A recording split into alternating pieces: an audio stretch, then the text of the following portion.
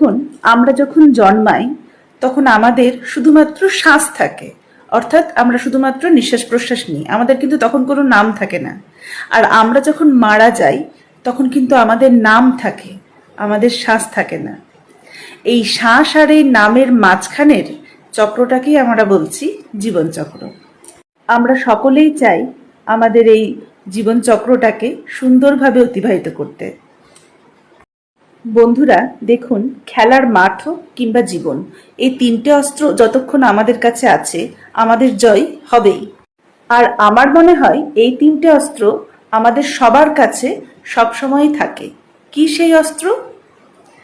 আশা, চেষ্টা এবং বিশ্বাস। আমি আশা করি আপনাদের জীবনে এই তিনটে অস্ত্র যেগুলি আছে সেগুলির যেন কখনো কোনো কমতি না হয়।